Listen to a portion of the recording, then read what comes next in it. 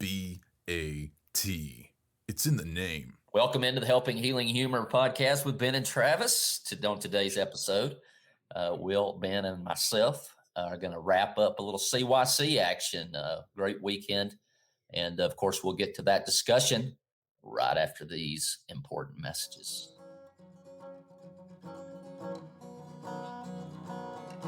This episode of the Helping Healing Humor podcast is brought to you in partnership with ministryleague.com. We would love for more people to discover this show, so please rate and review us on iTunes or your podcast provider. Feel free to share on your social media and subscribe at benandtravis.com for the free ebook, 28 Days of Focused Living. I'm Travis Creasy. That's All-Pro Counselor Ben Hayes. What's happening? Good to be with everyone once again on the podcast. And then there is Will Mahan, one of the guys, one of the many that help us look good. And Lord knows it takes all the effort possible. Will, how you doing, man? Man, I'm doing really well. Mars Hill just won the state championship. We're recording this. So just pumped up for the good old alma mater. Yeah. And in convincing fashion, as in leave no doubt. And I like those. Right? That first quarter was rough. We were down by like 12, I think, at one point, and roared back to win by more than 20, and 27 of those points brought by a seventh grader, Belle Hill, which I think gets her power from the fact that her Bible class teacher is Will Mahan. Is that right? That is right. We've actually got a challenge going that some of the middle school boys said me and Belle versus 5 of them to not take a test later in the semester. So there's not even a challenge there. I figured that Belle will just beat them by herself and I can stand over there and just watch. So. And I think you're going to owe that class a Chick-fil-A lunch. Yes, we made another challenge deal that if Belle scored 25, then I would buy Chick-fil-A for the whole class. And she scored 27. So I'm already getting some messages from some 7th graders that are pumped up about Chick-fil-A this next week. That's awesome. Well, as Mars Hill came storming back for the victory, we are currently, I think the storm has already come through the shoals and it's starting to come here at Fayetteville. And so we obviously hope that everyone's been safe and secure out there and hopefully have survived the storms. As mentioned previously, we are going to talk a little CYC Challenge Youth Conference. Of course, Ben and I went out to Dallas back in January.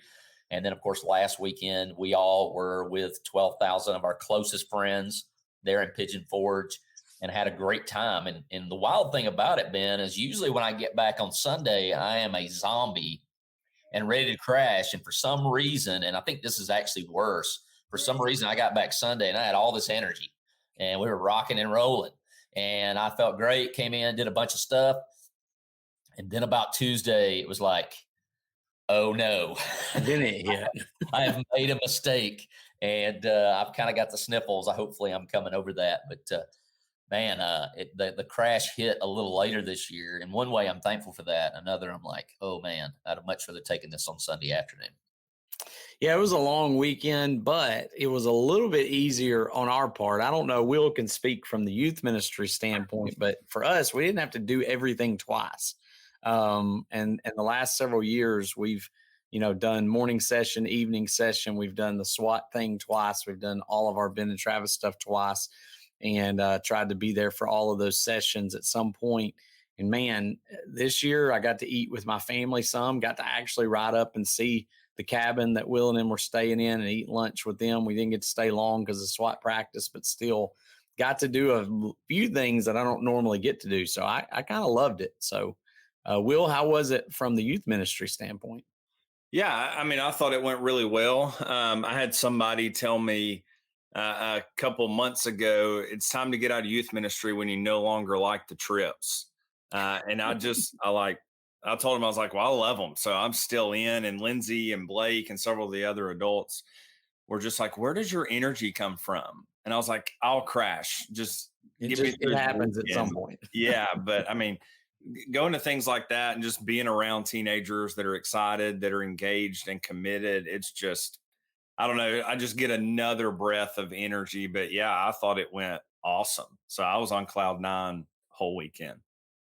Sweet. I agree with you, Ben. I think it was really nice. The schedule set up.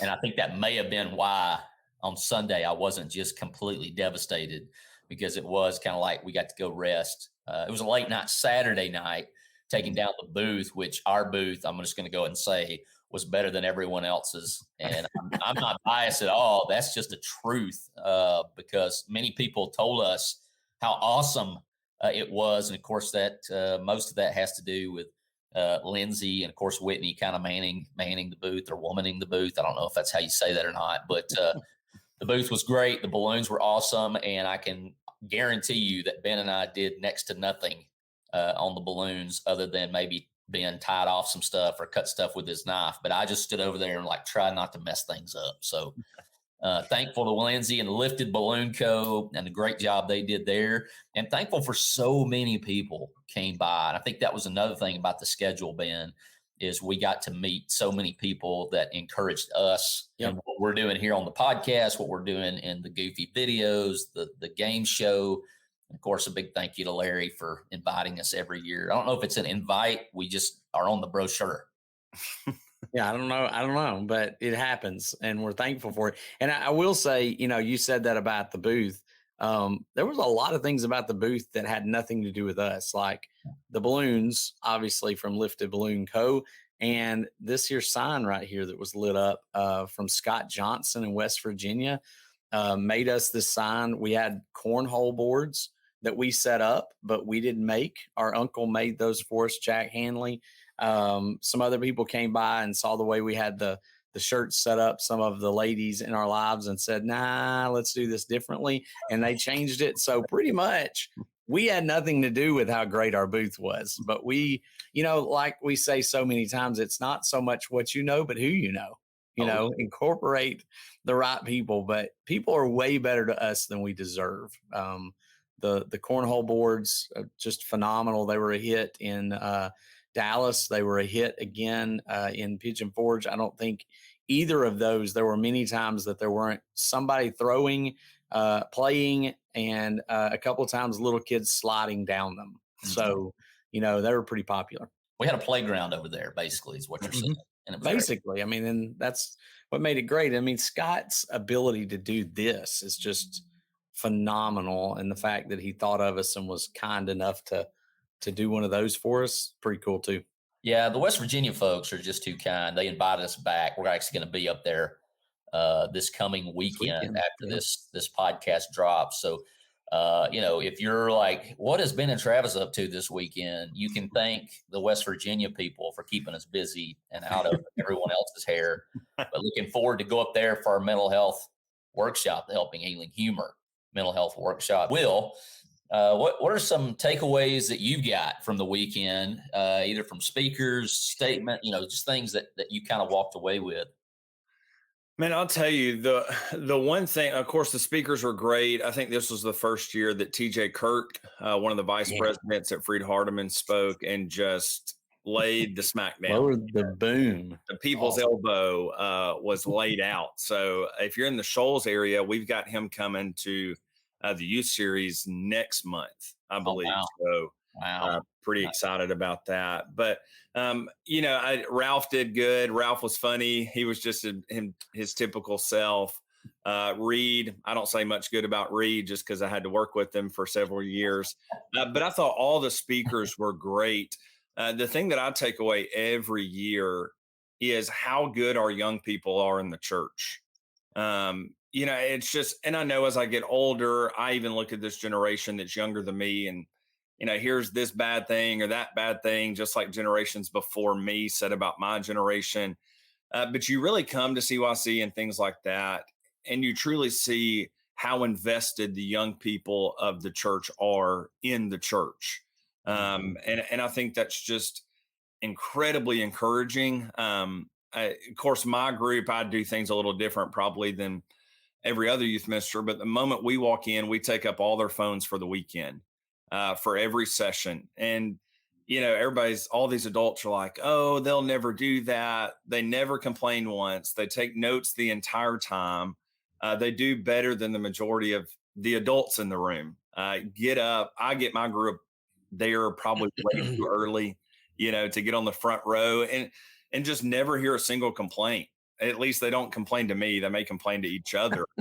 But it's just cool to go, hey, here are teenagers that are really willing to engage in a spiritual weekend, because we don't make the weekend about a whole lot of fun. We have fun, but like we don't go to all these different attractions up there or whatever. We just go and it's spiritual, and they rock it. And so I don't know that's not any credit to me. I really believe it's just a credit to our families and parents and our kids just being mature. And you see that across the board with 12,000 other people. And so that to me is probably the most encouraging, no matter who's speaking, because it didn't matter.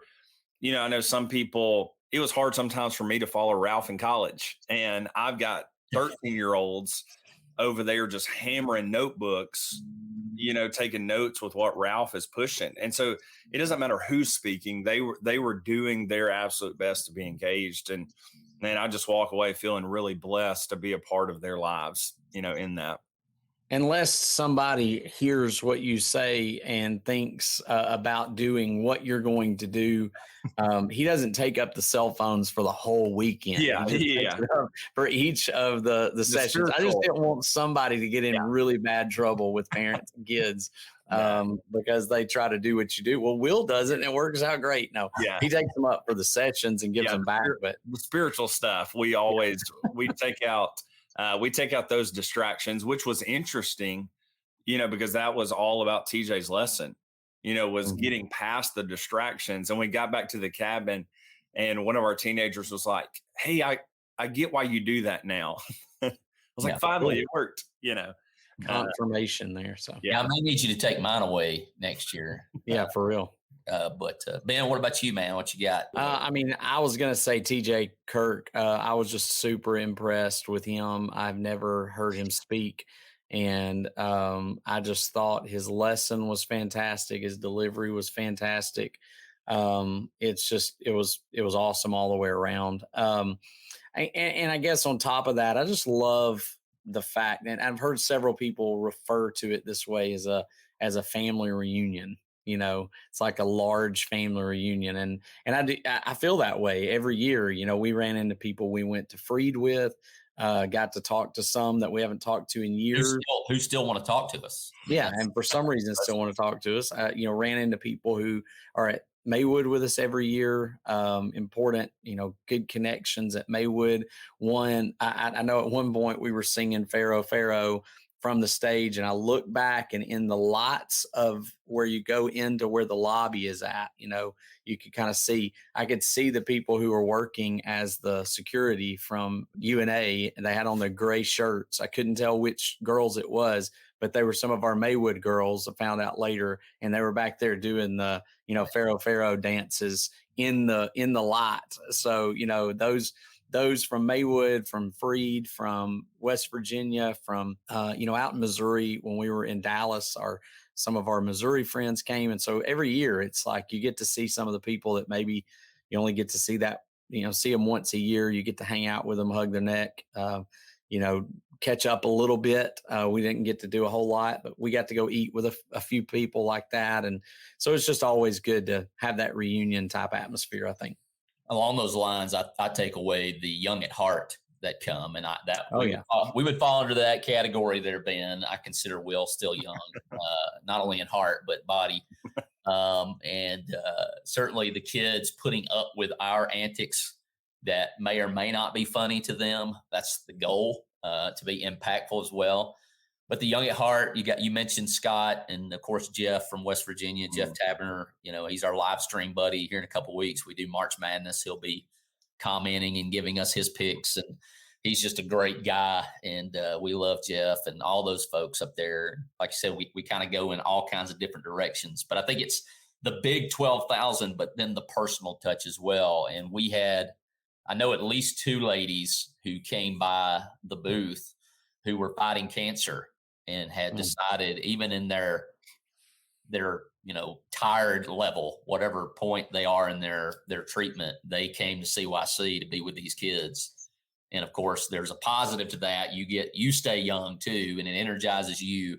But it's also what a huge statement to those who were there, the young people. Like that's a witness, whether they ever opened their mouths or not. And they came by the booth. There was another lady that had foster care and cancer in her background, and to see Whitney pray with those ladies, that was awesome for me and encouraging. And but to see that and to see that their example of, hey, this is important to us, to the point that we're willing to come after, even in the midst of treatment of those things. So just an all around weekend that touches on so many levels. This episode of the Helping Healing Humor with Ben and Travis podcast is brought to you by Heritage Christian University. The mission of Heritage Christian University is simple. We aim to advance the churches of Christ by equipping servants through undergraduate and graduate programs. HCU produces effective communicators of the gospel, focusing on evangelism and a commitment to Scripture.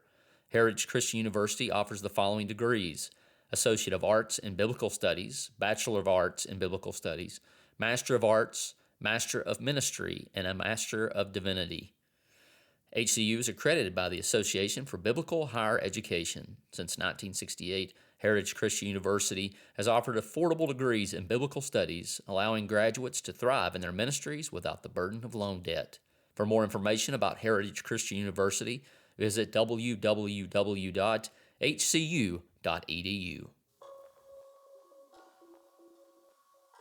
The Heritage Christian University question of the day is, and Ben and I are both in Skits with the Truth, the SWAT crew, and it goes my lights a little bit. If there's a skit, which one this year was kind of the one that hit you? And specifically with Will being in the crowd, was there one that maybe you heard your students talk a little more about? Or man, of course, Rico Suave is just a staple. I think everybody loves. Amazing. Yeah, I think everybody loves Rico. The one that hit home the most, I think, of course, y'all were doing, red flags. I think that was, everybody saw that consistently through the show. But there was one point when I guess somebody was on their phone, and it was like, hey, you probably shouldn't send that. You probably shouldn't do that. And it was like a red flag. And Lindsay looked over and she was like, hey, that kind of fits like you and Ben and Travis and Blake. And I was like, okay, touche. Maybe I should talk bad about, whatever. My answer just changed. Thanks, Lindsay.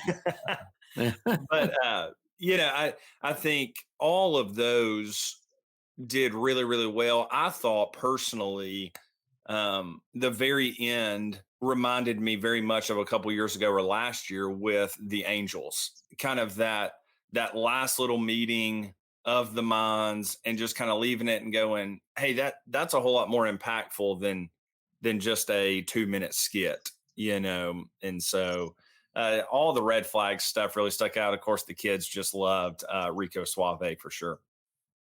Absolutely. Ben, what you got, man? Man, there's several of them that I loved this year. I was trying to think of the ones. I know there was a couple that kind of, you got the crowd made an audible sound. That they got it when it happened. And I'm thinking there's another one, but I do remember in the actions are louder than words skit where I keep pushing people aside and tell them to go on. I'm trying to tell people about how I love Jesus, and I'm singing the song. And then at the end, his actions are speaking so loud, nobody can hear him, kind of as the tagline. And I heard some, ooh, at the end of that one.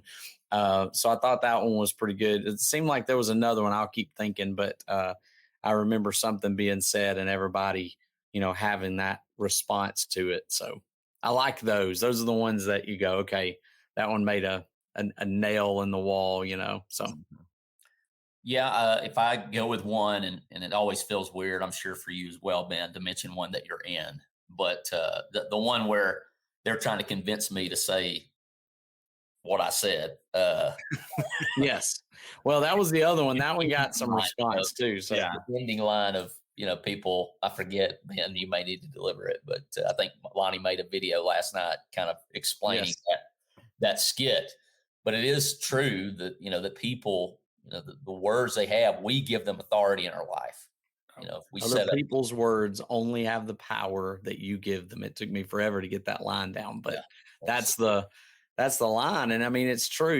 We hear people say all sorts of things, and we ignore it. We won't accept the positive words of help. But man, if somebody says a negative thing, that's the thing we take home with us. I do that preaching. Somebody's good job, good job, good job, good job. You get 100 of them, and somebody goes, I didn't like that. And that's the one you take home with you for some reason. you're doing something that's impactful or worth doing, there's going to be criticism. And that's kind of also the balance to have there. But I really like that skit because I think it goes with even a higher meaning that I've been thinking about. It's kind of been marinating with me all week is Jesus' words. Like it should have the most authority. And I think Lauren Daigle has a song, You Say. I say all these things, the self-speak that I have versus what God tells me, this is you're valuable, you have a purpose, you have a reason. And I think if anybody walks away with that, and I'll brag on you, Ben, and I know that our videos, we're always kind of up in the air about how they're going to hit, how they're going to go off. Are we being too serious? Are we? And then I think we had questions about Whiny the Shiny. When he sent us the first two, we were kind of like, oh man. And Bryce just comes in hard in the paint on that last one, man. And I will say, as far as I know, that is not our swan song, although it probably would work as one. But man, when you drop that line of love is a language all its own, and once again, like you come up with these scripts and we come up with these shots, and we have no idea to some degree what Bryce is going to do with them sometimes. And man, did he just hit a grand slam on that. We just kind of put stuff out there and he puts it together and then it comes out in the wash. But yeah, I think that one is such a good line for the whole weekend. Like love language all its own. We've all got things, I had a gray haired man, bearded guy come up to me about that skit, that particular video, and just said that was so timely. We all needed that one. And it was just, that was way after it. It was sometime when we were out in the hallway. Somebody mentioned to me after we got home, one of the other adults that were there, I think it was Pam Lynn's or Karen one. Oh no, Karen wasn't there. It was Pam. But Pam said something about the one where you fall and you fell the wrong way. And she said the people like where she was sitting toward the back laughed for like 5 minutes about that. So apparently that one hit really well too. Not just the meaning of it, but the humor of it went over really well. So the humor that hit in our section was the skit that dealt with the church signs. Like, yes, what's good? Awesome. And I don't know if it was Michael or whoever was reading them said, hey, this is a really good one. Of course, it was terrible. And a lady 3 rows behind Lindsay and I was like, leaned over, you could hear her go, hey, we need to put that one on the sign Sunday. I was like, oh, man. Well, the best part of that skit is when he said, and I'm not sure that it hit with too many people, but those who know, he said, I'm too awkward. They said I was too awkward to work in the booth. And I just thought that was an amazing line. Great line. It's a great line. I loved it. We love our booth people and we love our sign people. Yeah, okay. Yeah, but it's just, we're not getting it done. But if you would do us a favor, and if you're watching this on Facebook or YouTube, comment, go in the comment section and leave maybe your favorite skit or which one hits you, or maybe one that hits you like it didn't hit anybody else, maybe even around you. I know the SWAT guys, we love hearing what was impactful, what's not, because we want to be better. We want to have even better skits in the future. And of course, if you're listening to this on your podcast provider, if there's a way to rate and review, we'd love your 5-star rating. And maybe when you review, drop in there maybe your favorite skits with a truth skit, or maybe the videos and what you liked about them, what you didn't, mainly what you did. But because we're hopefully going to be making those in the future, and we'd love love to do that and do it well. So, guys, I appreciate your time in the midst of the storms and the celebration of the basketball championship. Congratulations to the Mars Hill Lady Panthers in their state championship victory. I know the boys got real close too. So Final Four as well. Yeah, it was an awesome day for them. And you can tell it's a weather day for all of us because we're all in our ball caps and our T-shirts and trying to keep it comfortable. I would have been at my house too. And I realized I didn't have my microphone. So I just came up to the church to jump on here. And again, thanks to all of our people who are so good to us. You guys who are making the podcast continue to go strong, share it with folks. And we love you and we appreciate all of you.